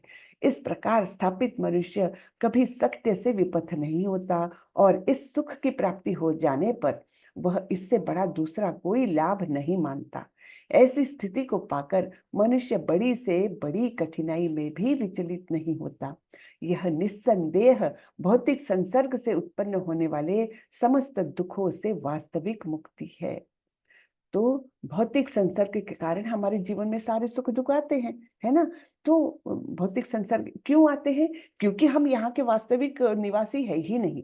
हमारा वास्तविक निवास तो परम धाम है, भगवत धाम है, वैकुंठ धाम है। लेकिन हमने कुछ गलतियां की, इसके कारण भौतिक जगत में हम आ पड़े हैं और यहाँ की चीजें हमारे लिए कंपेटिबल है ही नहीं।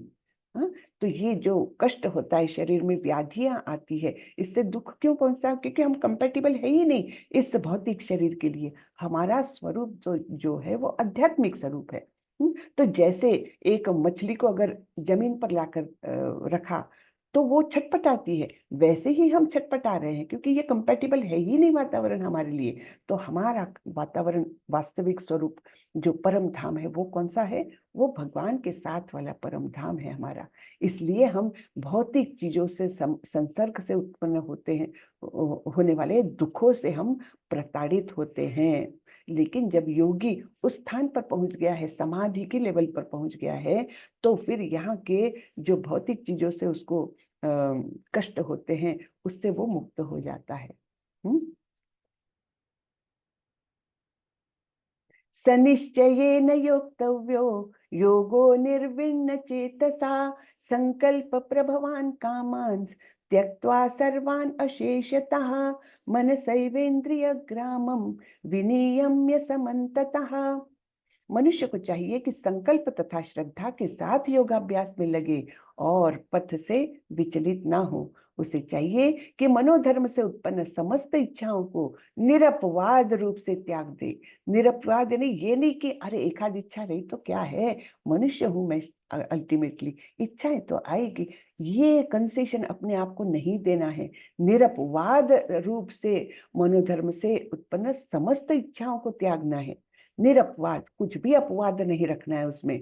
और इस क्योंकि एक इच्छा आएगी, देखिए वो छोटा सा क्या बोलते हैं ना, ऊंट बोलता है ना कि मुझे बस थोड़ा सा स्थान दो, मेरा मुंह अंदर आने दो, बारिश हो रही है, और धीरे धीरे मुंह अंदर आता है, फिर वो खुद भी धीरे धीरे धीरे तंबू के अंदर आ जाता, मालिक बाहर हो जाता है।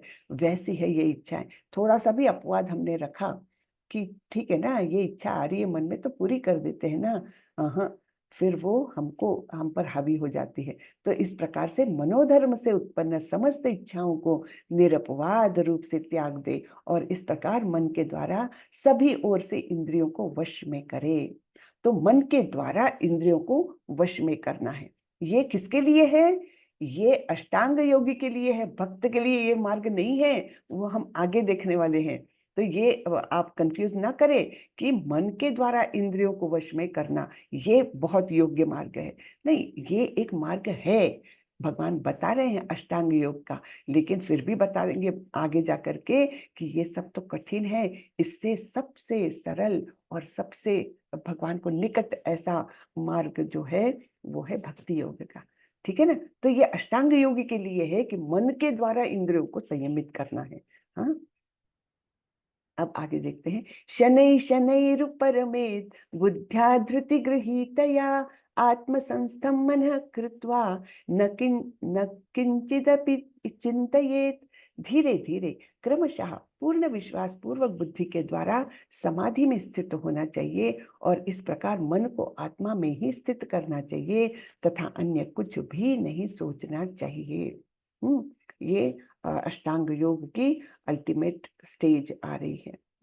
यतो यतो निश्चलति मनश्चंचलमस्थिरं ततस्ततो नियम्येतद् आत्मन्येव वशं नयेत्। मन अपनी चंचलता तथा अस्थिरता के कारण जहां कहीं भी विचरण करता हो, मनुष्य को चाहिए कि उसे वहां से खींचे और अपने वश में करे। ये तो हम सबको करना चाहिए, क्योंकि हमारा जो ध्यान अपन योग जब करने बैठते हैं ना, तब हमारा मन यहाँ वहां इतना भटकता है। तब हमको ये याद रखना चाहिए कि चंचल तो है ये, उसको पकड़ के लाओ और अपने वश में करो। प्रशांत मनसं येनम योगिनम सुखमुत्तमम उपैति शांत रजसम ब्रह्मभूतम कल्मषम। जिस योगी का मन मुझ में स्थिर रहता है, वह निश्चय ही दिव्य सुख की सर्वोच्च सिद्धि प्राप्त करता है। वह रजोगुण से परे हो जाता है, वह परमात्मा के साथ अपनी गुणात्मक एकता को समझता है और इस प्रकार अपने समस्त विगत कर्मों के फल से निवृत्त हो जाता है। तो इस प्रकार से उस योगी का मन जो है वो स्थिर हो जाता है और वो भगवत धाम की या भगवान के द्वारा दिया हुआ दिव्य सुख जो है वो सिद्धि वो प्राप्त करता है। दिव्य सुख में वो स्थिर हो जाता है और रजोगुण से परे हो जाता है, क्योंकि रजोगुण तो और भी नीचे खींचता है। रजोगुण यानी क्या? आसक्ति, है ना, असीम आकांक्षाएं, इच्छाएं। तो कोई भी इच्छा रहित हो गया है तो वो रजोगुण से परे हो गया है। और भगवान के साथ की उसकी गुणात्मक एकता, गुणात्मक एकता यानी क्या? कि जैसे भगवान का स्वरूप है सच्चित आनंद स्वरूप, मेरा भी वास्तविक स्वरूप सच्चित आनंद है, लेकिन उसके ऊपर सारा ये भौतिक जगत का कल्मश आ गया है। उसके कारण मैं अपने स्वरूप को भी मलिन कर दिया हूँ और उसको भूल भी गया हूँ, है ना। तो ये जब योगी इस स्थान पर पहुंच गया है, इतनी उसने सिद्धियां ले ली है, तब वो निश्चित रूप से जानता है कि भगवान और मैं गुण तो एक ही समान है ना, लेकिन उनमें असीम है और मुझ में थोड़े से हैं।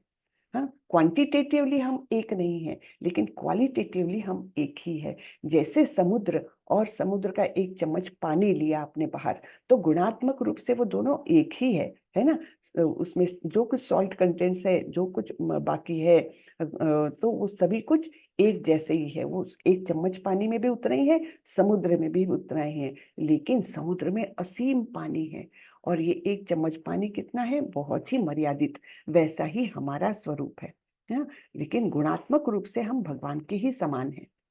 युञ्जन्नेवं सदात्मानं योगी विगत कल्मषः सुखेन ब्रह्म संस्पर्शम अत्यंतम सुखमश्नुते। इस प्रकार योगाभ्यास में निरंतर लगा रहकर आत्म संयमी योगी समस्त भौतिक कल्मष से मुक्त हो जाता है और भगवान की दिव्य प्रेमा भक्ति में परम सुख प्राप्त करता है। ठीक है, तो इस प्रकार से उस योगी ने अष्टांग योग के माध्यम से भी प्रेमा भक्ति प्राप्त कर ली। तो लेकिन क्या क्या करना पड़ा उसको? मन को कंट्रोल में, मन के द्वारा इंद्रियों को वश में, है ना, एक स्थान पर ऐसा ऐसा आसन बिछा करके एकांत स्थान में बैठ करके उसने अभ्यास किया और वो बहुत दिनों के अभ्यास के बाद, दिन क्या, अनेक वर्षों के अभ्यास के बाद वो प्रेमा भक्ति का परम सुख पा गया।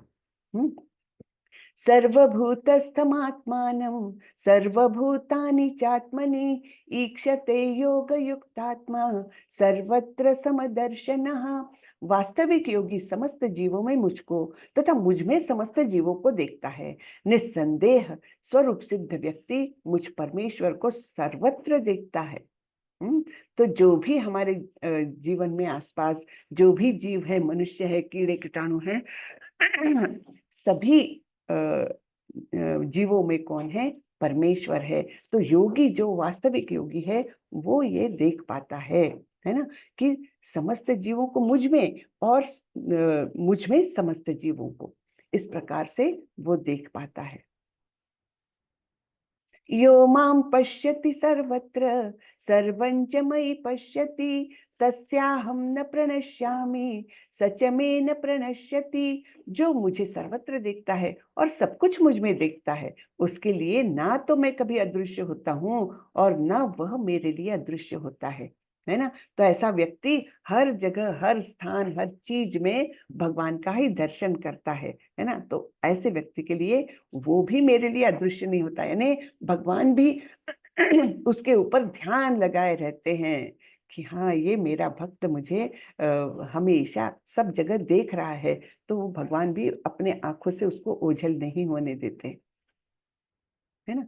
सर्वभूत स्थितम यो माम भजते कत्वमास्थितः सर्वथा वर्तमानोपि स योगी मयि वर्तते।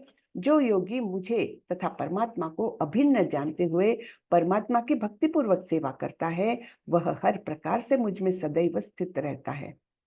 तो मुझे यानी भगवान को, है ना, जो योगी भगवान के स्वरूप को और परमात्मा के स्वरूप को, परमात्मा क्या है, भगवान का ही स्वरूप है, रूप बदला हुआ है केवल, है ना। हमने देखा किस प्रकार ब्रह्म ज्योति, फिर परमात्मा और फिर भगवान, ये 3 स्तर है भगवान को जानने के। तो योगी कहाँ पर जा सकता है, परमात्मा तक जा सकता है, क्योंकि वो अंतर मन में अपने आप को ये किया है। लेकिन भगवान तक तो केवल भक्त जा सकता है। तो जो योगी मुझे तथा परमात्मा को अभिन्न जानते हुए परमात्मा की भक्ति पूर्वक सेवा करता है, वह हर प्रकार से मुझ में सदैव स्थित रहता है। यानी वो भी भक्त के लेवल तक पहुंच सकता है, अभी नहीं पहुंचा हुआ, लेकिन पहुंचता है वो आगे जा करके। आत्मौपम्येन सर्वत्र समं पश्यति योऽर्जुन सुखम वा यदि वा दुखम स योगी परमो मतः। हे अर्जुन, वह पूर्ण योगी है जो अपनी तुलना से समस्त प्राणियों की उनके सुखों तथा दुखों में वास्तविक समानता का दर्शन करता है। तो यही है कि अपनी तुलना से समस्त प्राणियों की, यानी वो दूसरों के दुखों में पर दुख दुखी, वैष्णव का सबसे पहला गुण बताया जाता है, वो दूसरों के दुखों में दुखी होते हैं। अपने दुखों से तो विचलित नहीं होते, लेकिन दूसरों के दुख देखकर वो असहनीय हो जाता है उनके लिए। तो समस्त प्राणियों की उनके सुखों तथा दुखों में वास्तविक समानता का दर्शन करता है, यानी अपने जैसा है वो मानता है कि अरे वो दुखी है। वो व्यक्ति जो भक्त है या जो योगी है, वो अपने दुखों से उतना कष्ट नहीं पाता जितना दूसरों के दुखों से पाता है। ठीक है, तो यहाँ तक तो अष्टांग योग का वर्णन हुआ। अभी अर्जुन के मन में संदेह आया, और ये संदेह हम सभी के मन में आता है। हाँ, ये सब पढ़ने के बाद हमारे सबके मन में आता है। अर्जुन क्या पूछ रहे हैं, योयम योगस्त्वया प्रोक्तः साम्येन मधुसूदन एतस्याहं न पश्यामि चंचलत्वा स्थिति स्थिराम। अर्जुन ने कहा, हे मधुसूदन, आपने जिस योग पद्धति का संक्षेप में वर्णन किया है वह मेरे लिए अव्यावहारिक तथा असहनीय है, क्योंकि मन चंचल तथा अस्थिर है ना। क्योंकि यहाँ तो इंस्ट्रक्शन थी कि मन के द्वारा इंद्रियों को काबू में करना है, मन को भगवान में पूरी तरह स्थिर करना है ना। मन के द्वारा ये करना है, वो करना है, सब कुछ मन को प्राबल्य दिया हुआ है ना। मन के द्वारा आत्मसंयम करना है। तो अर्जुन बोलते हैं ये मेरे लिए तो बहुत ही अव्यावहारिक यानी इम्प्रैक्टिकल बात है और असहनीय है। नहीं कर सकता। क्यों? क्योंकि मन चंचल तथा स्थिर है। ठीक है, तो ये अर्जुन का संदेह है। और भी आगे बोल रहे हैं भगवान अर्जुन, चंचलम हि मनः कृष्ण प्रमाथि बलवदृढ़म तस्याहं निग्रहं मन्ये वायोरिव सुदुष्करम। हे कृष्ण, चूंकि मन चंचल अर्थात अस्थिर, उच्छृंखल, हठीला तथा अत्यंत बलवान है, अतः मुझे इसे वश में करना वायु को वश में करने से भी अधिक कठिन लगता है। कि बोल रहे हैं कि मैं एक बार वायु को कंट्रोल में कर लूं, लेकिन ये मन तो बहुत ही चंचल, उच्छृंखल, हठीला और बलवान ऐसा मन है, इसको मैं कंट्रोल में नहीं कर सकता, बहुत कठिन काम है। तो भगवान भी मान जाते हैं। देखो, श्री भगवानुवाच असंशयं मनो महाबाहो मनो दुर्निग्रहं चलम् अभ्यासेन तु कौन्तेय वैराग्येण च गृह्यते। भगवान श्री कृष्ण ने कहा, हे महाबाहु कुंती पुत्र, निस्संदेह चंचल मन को वश में करना अत्यंत कठिन है, किंतु उपयुक्त अभ्यास द्वारा तथा विरक्ति द्वारा ऐसा संभव है। तो मन को वश में करने के 2 मार्ग बताए हैं। कौन से? एक तो अभ्यास यानी प्रैक्टिस, है ना। Practice makes a man perfect. तो जैसे इसके पहले कुछ श्लोक में आया था ना कि मन तो यहाँ वहां भागेगा, तो उसको पकड़ के वश में लाओ, कंट्रोल में करो, है ना। जहां कहीं भागा उसको वहां से वश में करो। हमारा होता क्या है, मन यहाँ वहां भागा तो हम उसके पीछे भागते हैं, वैसा नहीं करना है। हाँ, मन को यहाँ लाना है। तो जैसे हम जप करने बैठते हैं, मन यहाँ वहां भागा तो क्या करना है, उसको डांट करके अपने यहाँ जप में ध्यान दो। हे मन, तुम यहाँ वहां मत भागो, यहाँ बैठो, मेरे साथ बैठो, जप में ध्यान लगाओ। डांटना चाहिए मन को अपने, है ना। तो इस प्रकार अपने मन को उपयुक्त अभ्यास, यानी बार बार ये प्रैक्टिस करने से, और विरक्ति, यानी कोई भी चीज से लालच नहीं, आसक्ति नहीं, विरक्ति जब आ जाएगी तो धीरे धीरे ये मन भी हमारा कंट्रोल में आ जाएगा। असंयतात्मना योगो दुष्प्राप इति मे मतिः, वश्यात्मना तु यतता शक्यो वाप्तुम पायतः। जिसका मन उच्छृंखल है उसके लिए आत्म साक्षात्कार कठिन कार्य होता है, किंतु जिसका मन संयमित है और जो समुचित उपाय करता है उसकी सफलता ध्रुव है, ऐसा मेरा मत है। तो भगवान बोल रहे हैं कि जिसका मन बार बार इधर उधर भटकता है ना, वो तो भगवत प्राप्ति की ओर नहीं जा सकता। लेकिन जिसका मन अपने उसके वश में है, कंट्रोल में है, और वो सभी समुचित उपाय करता है, यानी जो भी उपाय योजना है भगवत प्राप्ति की ओर ले जाने वाली, जो भी विधि विधान है उनका पालन करता है, तो वो निश्चित रूप से सफल हो जाता है।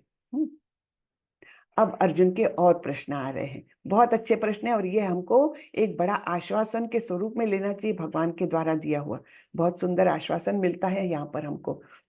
अयति अर्जुन उवाच, अर्जुन का प्रश्न है ये।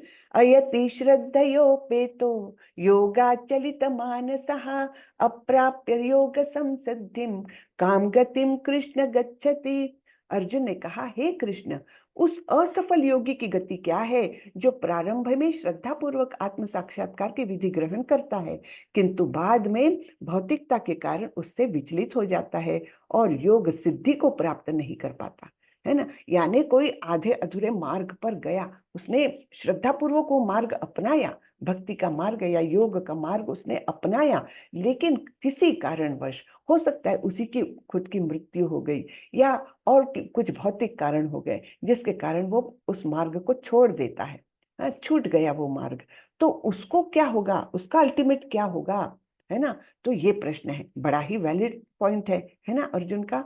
और आगे पूछ रहे हैं, कच्चिन्नो भय विभ्रष्ट छिन्ना भ्रमिव नश्यति, अप्रतिष्ठो महाबाहो विमूढ़ो ब्रह्मण पथि। हे महाबाहु कृष्ण, क्या ब्रह्म प्राप्ति के मार्ग से भ्रष्ट ऐसा व्यक्ति आध्यात्मिक तथा भौतिक दोनों ही सफलताओं से च्युत नहीं होता और छिन्न भिन्न बादल की भांति विनष्ट नहीं हो जाता, जिसके फल स्वरूप उसके लिए कोई लोक में कोई स्थान नहीं रहता।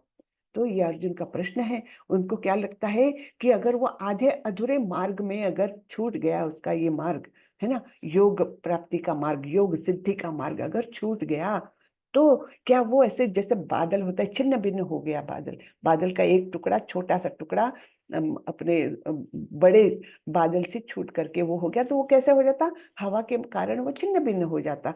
क्या वैसी स्थिति नहीं हो जाएगी उसकी, क्योंकि वो ना तो आध्यात्मिक जगत में ना ही भौतिक जगत में वो पूर्णतः यशस्वी हो रहा है, दोनों ओर से गया, है ना। गधे क्या है ना, धोबी का गधा, धोबी का कुत्ता, न घर का न घाट का, वैसी परिस्थिति तो नहीं हो जाएगी। जो आधे रास्ते में उसका वो मार्ग छूट गया है, तो उसका क्या होगा, है। एतन में संशयम कृष्ण छेतुमर्हस्य शेषतः, त्वदन्यः संशयस्यास्य छेता नह्युपपद्यते। हे कृष्ण, यही मेरा संदेह है और मैं आपसे इसे पूर्णतया दूर करने की प्रार्थना कर रहा हूँ। आपके अतिरिक्त अन्य कोई ऐसा नहीं है जो इस संदेह को नष्ट कर सके। देखिए कितने विनीत भाव से प्रश्न पूछ रहा है ये शिष्य, है ना। तो ये विनीत भाव जब रहता है तभी गुरु जो है पूर्ण ज्ञान उसको देता है ना। तो गुरु शिष्य परंपरा में ये महत्वपूर्ण है कि गुरु तो सर्वज्ञ होना ही चाहिए, गुरु तो भक्त, महान भक्त होना ही चाहिए, लेकिन शिष्य की भी कुछ क्वालिफिकेशंस है, उसमें विनीत भाव ये बहुत महत्वपूर्ण है। तो इस प्रकार से उनके संदेह है अर्जुन के। अब भगवान उसका उत्तर दे रहे हैं। थोड़ा सा देर लग रही है आज क्लास को, लेकिन कोई बात नहीं, थोड़ा सा है अभी। श्री भगवान उवाच पार्थ नैवेह नामुत्र विनाशस्तस्य विद्यते न हि कल्याणकृत कश्चित् दुर्गतिम तात गच्छति। भगवान ने कहा, हे प्रथापुत्र, कल्याण कार्यों में निरत योगी का न तो इस लोक में और न परलोक में ही विनाश होता है। हे मित्र, भलाई करने वाला कभी बुराई से पराजित नहीं होता।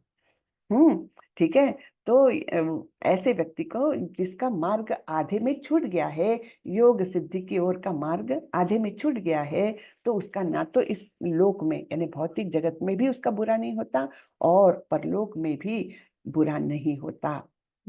तो भगवान बोलते हैं कि अच्छे काम करने वालों को कभी उसके काम कभी वो नहीं होते, खाली नहीं जाते। प्राप्य पुण्यकृतान् लोकान् उषित्वा शाश्वती समाः शुचीनां श्रीमतां गेहे योगभ्रष्टोऽभिजायते। असफल योगी पवित्र आत्माओं के लोकों में अनेकानेक वर्षों तक भोग करने के बाद या तो सदाचारी पुरुषों के परिवार में या कि धनवानों के कुल में जन्म लेता है। ठीक है।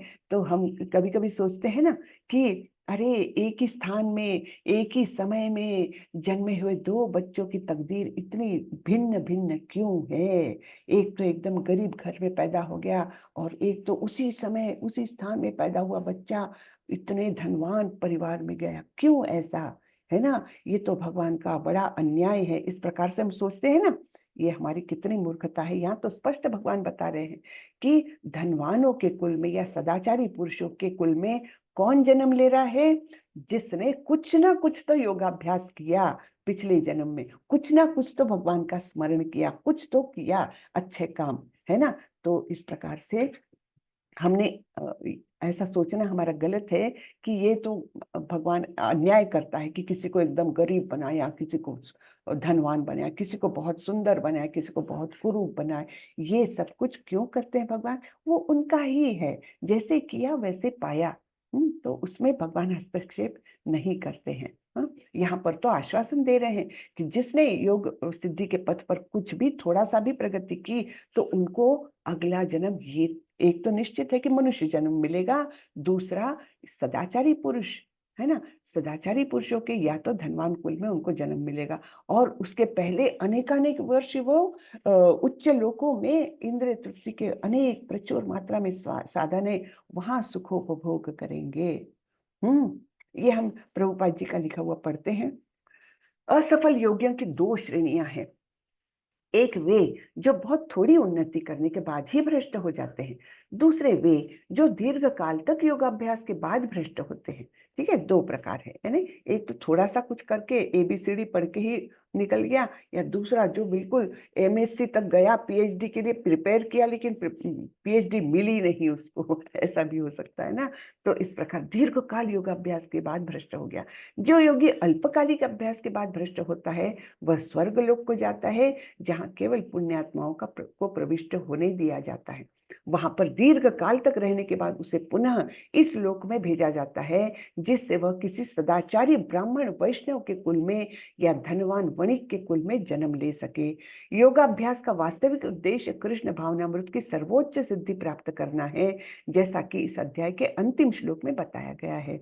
किंतु जो इतने अध्यवसायी नहीं होते और जो भौतिक प्रलोभनों के कारण असफल हो जाते हैं, उन्हें अपनी भौतिक इच्छाओं की पूर्ति करने की अनुमति दी जाती है।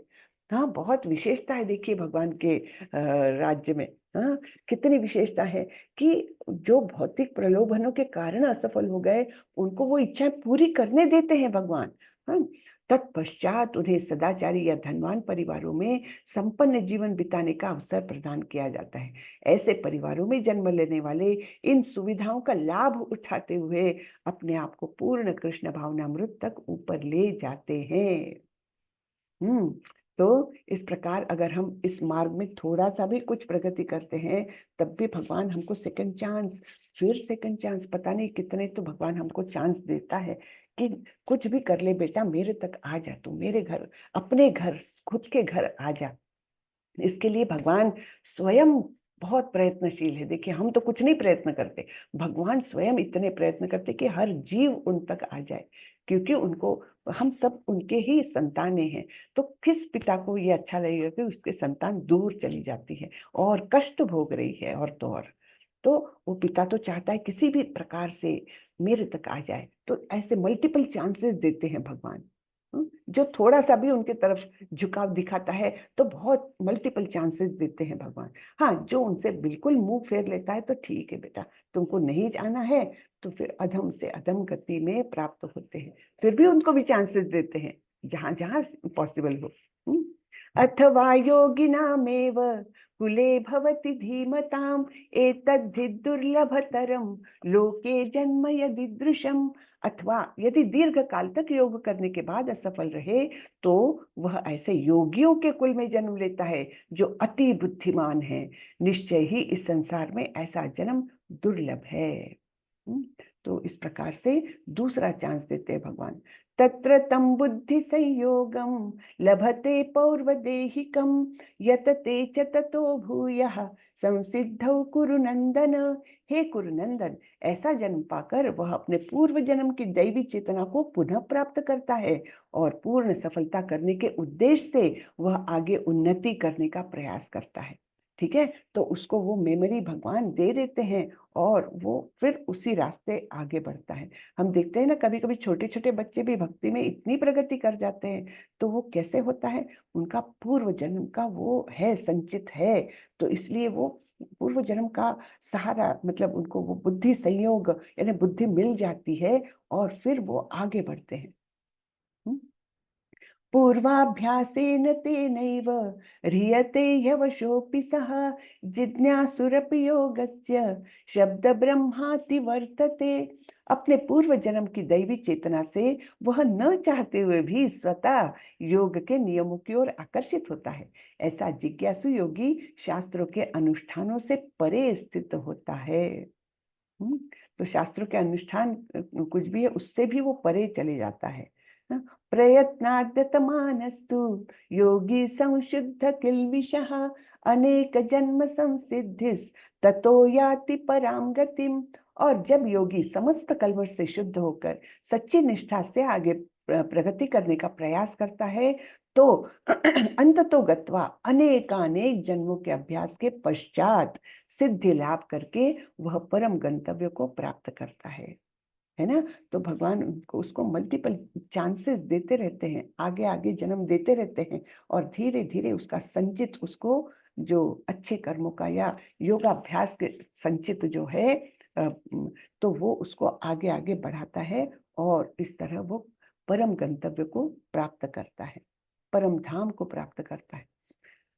तपस्विभ्योऽधिको योगी ज्ञानिभ्योऽपि मतोऽधिकः कर्मिभ्यश्चाधिको योगी तस्माद् योगी भवार्जुन। योगी पुरुष तपस्वी से, ज्ञानी से तथा सकाम कर्मी से बढ़कर होता है, अतः हे अर्जुन तुम सभी प्रकार से योगी बनो। जब हम योग का नाम लेते हैं तो हम अपनी चेतना को परम सत्य के साथ जोड़ने की बात करते हैं। विविध अभ्यासकर्ता इस पद्धति को ग्रहण की गई विशेष विधि के अनुसार विभिन्न नामों से पुकारते हैं ना, जैसे कर्म योग, ज्ञान योग, अलग अलग नाम है। जब यह योग पद्धति सकाम कर्मों से मुख्यतः संबंधित होती है तो कर्म योग कहलाती है, जब यह चिंतन से संबंधित होती है तो ज्ञान योग कहलाती है, और जब यह भगवान की भक्ति से संबंधित होती है तो भक्ति योग कहलाती है। भक्ति योग या कृष्ण भावनामृत समस्त योगों की परम सिद्धि है, जैसा कि अगले श्लोक में बताया जाएगा। ठीक है, भगवान ने यहाँ पर योग की श्रेष्ठता की पुष्टि की है, किंतु इन्होंने इसका उल्लेख नहीं किया कि यह भक्ति योग से श्रेष्ठ है ना। भक्ति योग का नाम नहीं लिया, योग है तो वो तपस्या से अधिक है, ज्ञान से अधिक है, कर्म से अधिक है ना, इसलिए योगी बनो, ये तो भगवान ने बताया। लेकिन योगियों में भी कौन सिद्ध सबसे ऊंचा है वो यहाँ पर बता रहे हैं भगवान। ये 47वां श्लोक जो अंतिम श्लोक है। योगी नाम अपि सर्वेषां मद्गतेनान्तरात्मना श्रद्धावान भजते यो मां समे युक्त तमो मतः। और समस्त योगियों में जो योगी अत्यंत श्रद्धा पूर्वक मेरे परायण है, अपने अंतःकरण में मेरे विषय में सोचता है और मेरी दिव्य प्रेमा भक्ति करता है, वह योग में मुझसे परम अंतरंग रूप से युक्त रहता है और सबों में सर्वोच्च है। यही मेरा मत है। यानी योगी तो है, तपस्वी से ज्यादा है, ज्ञान से ज्यादा है, कर्मी से ज्यादा है, योग उससे ज्यादा है, लेकिन योगियों में भी सबसे ज्यादा कौन श्रेष्ठ है? तो भक्ति योगी, क्योंकि भक्ति योगी ही प्रेमा भक्ति में रहता है और भगवान के विषय में सतत सोचते रहता है ना। तो इस प्रकार से वो भगवान से परम अंतरंग युक्त रूप से युक्त है और सबों में सर्वोच्च है। ठीक है, योगी नाम अपि सर्वेषां मद्गतेनांतरात्मना। तो इसका उदाहरण किसको दिया गया है? जो गोपियां थी वृंदावन की, वो सर्वश्रेष्ठ योगी, सर्वश्रेष्ठ भक्ति योगी थी, क्योंकि वे पूर्णतः अंतरंग से प्रेमा भक्ति से जुड़ी हुई थी भगवान से, इसलिए वो सर्वश्रेष्ठ भक्त। अब ये अंतिम अध्याय हुआ कर्म योग का।